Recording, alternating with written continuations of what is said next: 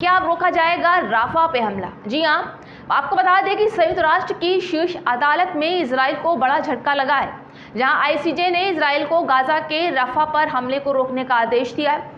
ICJ ने अपने आदेश में फिलिस्तीनी के लोगों के लिए तत्काल जोखिम का हवाला देते हुए ये आदेश दिया है, जहां अदालत ने आदेश में कहा है कि इजराइल को राफा में अपने सैन्य आक्रमण और अन्य कार्रवाइयों को तुरंत रोकना चाहिए। न्यायाधीशों ने इजराइल राफा पर हमले को लेकर आक्रमण का रुख भी अपनाया।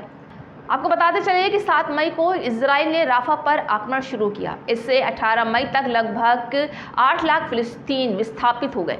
न्यायाधीशों ने संयुक्त राष्ट्र के अधिकारियों के हवाले से कहा है, ये जोखिम अब साकार होने लगा है और यदि आक्रमण जारी रहा तो और तीव्र हो जाएगा। सुनवाई के दौरान अदालत ने अफसोस के साथ कहा है कि गाजा पट्टी में लोगों की विनाशकारी रहने की स्थिति और भी खराब हो गई है।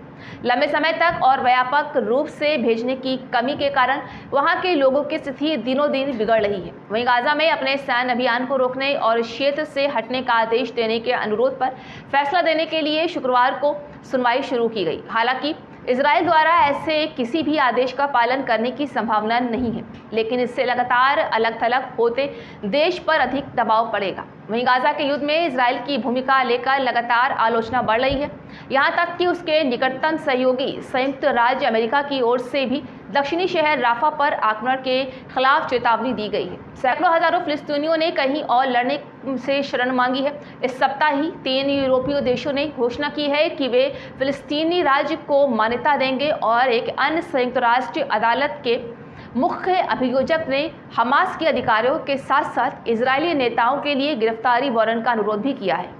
आपको बता दें कि इजराइल के प्रधानमंत्री बेंजामिन नेतन्याहू पर भी युद्ध को समाप्त करने के लिए घरेलू स्तर पर भारी दबाव है।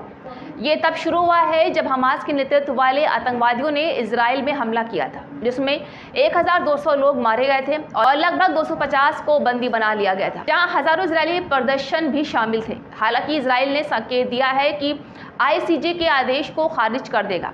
सरकार के प्रवक्ता एवी हाइमन ने गुरुवार को एक प्रेस वार्ता में कहा है कि पृथ्वी पर कोई भी तत्काल इजराइल को अपने नागरिकों की रक्षा करने और गाजा में हमास के पीछे जाने से नहीं रोक सकता है।